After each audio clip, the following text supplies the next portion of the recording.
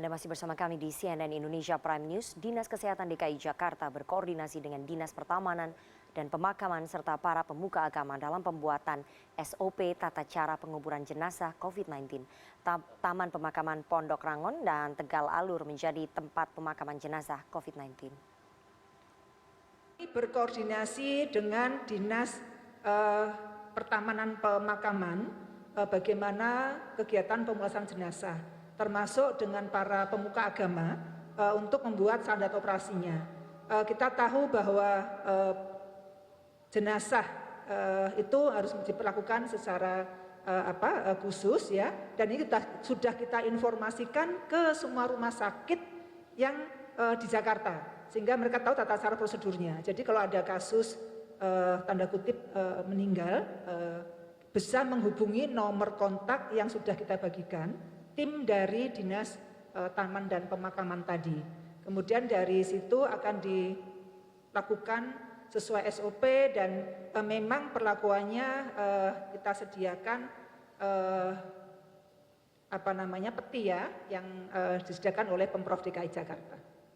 Sementara itu, Dinas Kesehatan Provinsi Sumatera Utara sudah menerima 350 alat pelindung diri dari Kementerian Kesehatan. APD tersebut akan diserahkan kepada tenaga medis yang menangani pasien COVID-19. APD yang diterima di kantor Dinas Kesehatan Provinsi Sumatera Utara, Jalan Muhammad Yamin, Medan ini akan diserahkan kepada tenaga medis yang menangani pasien COVID-19, terutama dokter dan perawat di Rumah Sakit GL Tobing. Sebab inilah rumah sakit yang akan dijadikan rumah sakit utama penanganan pasien dengan pengawasan COVID-19 di Sumatera Utara.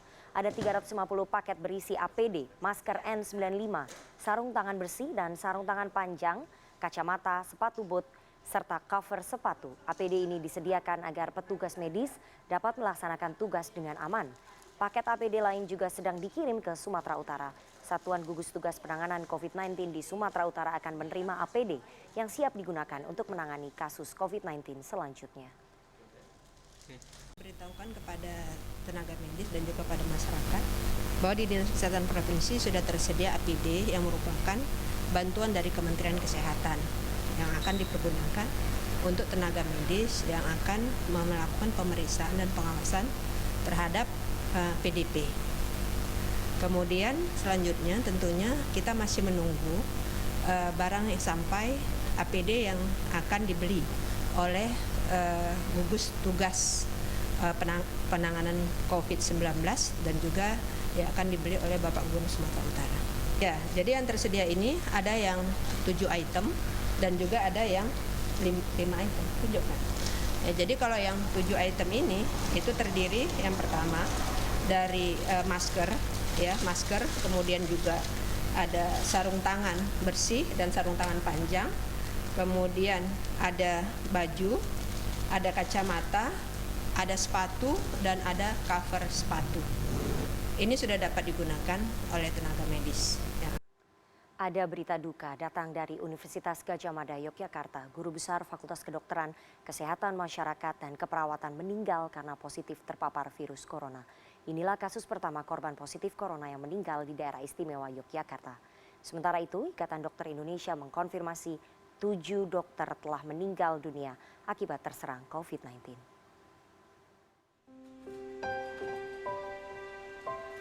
Profesor Iwan Dwi Prahasto meninggal pada Selasa dini hari di Rumah Sakit Umum Pusat Dr. Sarjito. Jenazah diberangkatkan dari rumah sakit langsung ke pemakaman dosen UGM di Sawitsari, Sleman tanpa singgah di Gedung Pusat Balairung UGM seperti almarhum guru besar yang lain. Meski demikian, UGM tetap memberi penghormatan terakhir yang dipimpin langsung oleh Rektor UGM Panut Mulyono. Pemakaman almarhum dilakukan petugas yang menggunakan alat pelindung diri lengkap. Sampai Selasa ini tercatat ada 5 kasus positif virus corona di Yogyakarta dengan perincian 1 kasus sembuh, 1 kasus meninggal, dan 3 pasien saat ini masih diisolasi di 3 rumah sakit berbeda. Itu sudah dilakukan pemeriksaan kontak tracer dan sudah dilakukan pemeriksaan swab. Sebagian sudah diketahui hasilnya seperti dari Prof. Ut selaku istri dari almarhum itu negatif hasil pemeriksaannya. Sementara itu, Ikatan Dokter Indonesia mengonfirmasi hingga saat ini ada 7 dokter yang telah meninggal dunia akibat terserang COVID-19. Salah satunya adalah Dr. Bambang Sutrisna, Guru Besar Epidemiologi FKM Universitas Indonesia. Dr. Bambang diketahui ikut turun tangan dalam menangani pasien terjangkit virus corona. Kabar duka ini juga diumumkan oleh Ikatan Dokter Indonesia. Melalui unggahan di akun Instagram ID, diketahui Dr. Bambang wafat pada Senin 23 Maret 2020 di Rumah Sakit Persahabatan pada pukul 8.30 waktu Indonesia Barat. Sebelumnya ID juga mengunggah 6 foto dokter lainnya yang meninggal dunia karena virus corona. Hingga saat ini di DKI Jakarta sudah ada 42 tenaga kesehatan yang positif telah terjangkit virus corona. Tenaga kesehatan yang terinfeksi mencapai 42 orang. Selanjutnya, terkait dengan jumlah ODP, pada hari ini berjumlah 1.465. Demi mengurangi angka penyebaran virus corona, Pemprov DKI Jakarta tak henti mengingatkan agar masyarakat tetap tinggal di rumah dan jaga jarak. Tim Liputan CNN Indonesia. Kasus kematian akibat wabah COVID-19 terus bertambah dan meninggalkan duka mendalam bagi keluarga yang ditinggalkan. Salah seorang korban meninggal adalah Guru Besar Fakultas Kesehatan Masyarakat Universitas Indonesia, Profesor Bambang Sutrisna. Malam ini, CNN Indonesia Prime News akan berbincang melalui sambungan telepon dengan putri almarhum Bambang Sutrisna yang sempat mencurahkan isi hatinya di media sosial tentang kesedihannya ditinggal pergi sang ayah. Putri almarhum juga menghimbau agar peristiwa kepergian sang ayah dijadikan pelajaran untuk semua orang agar tak main-main dengan wabah COVID-19. Dan sudah bergabung bersama kami Leodita Trihwayuni, putri almarhum Profesor Bambang Sutrisna melalui sambungan telepon. Selamat malam Leonita. Selamat malam. Leonita, sebelumnya kami dari tim CNN Indonesia mengucapkan turut berduka cita atas meninggalnya ayahanda Profesor Bambang Sutrisna. Semoga Anda sekeluarga tabah. Iya, terima kasih ya. Iya, Leonita, bagaimana kondisi keluarga hari ini setelah kepergian ayahanda? Ya kami berusaha ikhlas sih, nggak ada perubahan berarti selain papa nggak ada gitu. Jadi ya yang hilang ya orangnya, perasaan ada orangnya juga hilang gitu. Ya di luar itu kegiatan kami masing-masing masih tetap berjalan sih. Oke, sosok Profesor Bambang Sutrisna itu seperti apa sih di mata Anda dan juga keluarga besar? Papa itu pekerja keras. Semua orang pasti tahu lah, banyak omongan-omongan tentang papa. Kerjanya kalau bisa 24 jam ditambahin mungkin akan ditambah sama beliau. Jadi nggak ada mikir, oh iya saya harus istirahat gitu, nggak ada. Emang orangnya suka bekerja, mengutamakan pasien, mengutamakan perannya sebagai peneliti dan pendidik gitu. Oke, Leonita, kami dengar banyak juga sebetulnya mahasiswanya di FKM UI yang kehilangan, namun di sisi lain beliau juga masih praktek di saat-saat terakhir begitu, mungkin bisa Anda ceritakan? Iya, betul. Papa masih praktek sih sampai terakhir hari Jumat tanggal 19 itu juga masih praktek. Karena kan memang biarpun pasiennya nggak terlalu banyak, tapi selalu ada yang nunggu gitu. Jadi mau nggak mau harus ada yang nolongin kan kalau ada pasien datang gitu. Oke, Anda sempat curhat sebetulnya di media sosial Anda mengatakan bahwa ada pasien kemudian yang datang, namun ternyata pasien tersebut positif gitu. Mungkin bisa diceritakan sedikit berbagi kepada kami? Jadi Papa sih sebenarnya ada cerita, Mama juga ada cerita bahwa tanggal 12 kemarin itu ada pasien datang. Kita sebenarnya awalnya nggak tahu ini pasiennya pasien apa datang. Saya sempat baca rekam medisnya juga. Pasien datang dengan sesak, dengan batuk gitu. Jadi ya seperti biasa kita periksa, kita lakukan pemeriksaan lab sama ronsen juga gitu. Kita nggak tahu pasien ini pasien apa, cuman dari awal kan memang sudah curiga, oh ya nih jangan-jangan suspek COVID. Pasiennya juga mengaku pulang paksa dari salah satu rumah sakit gitu. Jadi pasiennya bilang pulang paksa, jadi kita jadi lebih makin curiga kan. Nah ternyata setelah hasil ronsennya keluar, gambaran ronsennya itu khas banget pneumonia. Oke. Jadi radang paru-paru yang memang sebenarnya kalau kita tahu kalau COVID itu juga memberikan gambaran khas pada paru-paru gitu, memang gambaran peradangan Oke. yang kita sebut pneumonia itu. Ya, jadi walaupun kita nggak tahu juga ini pasien benar-benar positif corona atau enggak, karena seperti semua orang tahu di Indonesia untuk swab aja tenaga medis saja nggak dapat slot, apalagi pasien gitu. Oke. Jadi belum bisa bilang apa-apa juga karena hasil swab papa juga belum keluar. Oke. Tapi kemarin status terakhir memang sebagai PDP corona.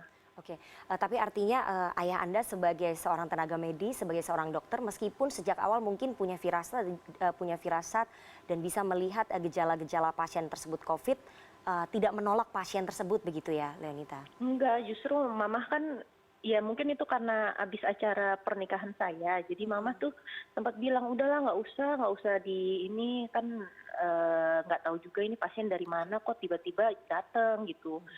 Terus kata papa malah janganlah ini kasihan pasiennya dari jauh. Akhirnya ya udah ditolong deh. Oke, kemudian mungkin bisa diceritakan Anda juga sempat curhat sebetulnya di media sosial, berbagi kepada kami di sini dan juga masyarakat pada saat detik-detik terakhir dan sampai kemudian beliau ini dimakamkan. Anda sempat curhat bahwa semuanya itu dialami sangat berat dan juga sendirian begitu, Leonita.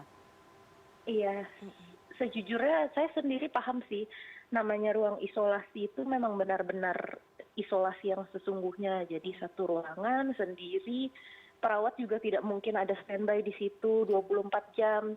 Tapi memang di dekat situ bisa memantau keadaan pasien. Gitu. Tapi ya memang benar-benar sendiri dan papa kemarin sebelum meninggal malamnya sempat telepon saya berkali-kali bilang Noni tolong papi sesak gitu. Cuman saya bisa bilang apa? Akhirnya saya telepon ke rumah sakit juga beberapa kali untuk minta tolong agar perawat melihat gitu. Artinya di saat-saat terakhir beliau itu tidak ada keluarga begitu yang menemani? Nggak boleh. Jadi sistemnya adalah ruang isolasi. Di depan itu sebenarnya ada ruang tunggu, tapi ruang tunggu itu kami baru diperbolehkan masuk ke situ ketika keadaan papa sudah buruk. Tapi dari situ juga tidak bisa lihat apa-apa.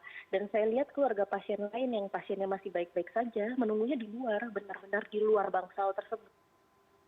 Oke, artinya sampai detik terakhir, kemudian sampai ayahanda Anda kemudian meninggal dunia itu tidak ada keluarga yang bisa menemani karena memang harus ditempatkan di ruang isolasi begitu ya?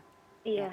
Oke, Anda sempat curhat juga sebetulnya di media sosial soal harus masyarakatnya harus memetik pelajaran dari peristiwa ini sehingga tidak meremehkan penyebaran wabah COVID-19. Mungkin bisa Anda jelaskan, Leonita? Iya, jadi sebenarnya virus itu kita tahu kan seperti flu aja mudah sekali tersebar. Kalau kita nggak mau memutuskan rantai penyebarannya, nggak akan selesai masalah seperti ini. Nanti akan menular.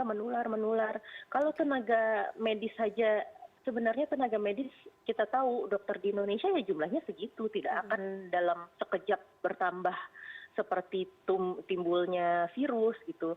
Tapi kalau misalnya tenaga medisnya segitu aja, terus pasiennya membludak, lama-lama habis. Nggak bisa kita juga mau nolongin pasien juga sulit gitu.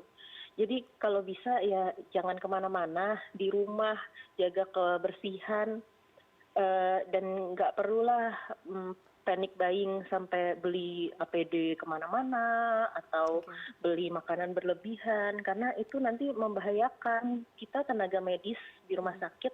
Kebetulan saya sendiri juga tenaga medis, jadi kita tahu dari grup-grup aja udah terlihat, bahkan teman-teman kita sendiri masih nyari beli APD di mana sih gitu. Bahkan kita nyari masker aja tuh terbatas buat kita. Jadi kalau bisa sih jangan kemana-mana untuk memutus rantai penyebaran dan kalau bisa pemerintah juga memperhatikan APD untuk tenaga medis yang saat ini lagi bertugas. Artinya Anda mengatakan sebagai petugas medis juga, sebagai dokter PPDS yang bertugas di salah satu rumah sakit, Anda juga merasa bahwa petugas medis saat ini belum terlindungi dengan kekurangan APD begitu, Leonita? Iya, betul.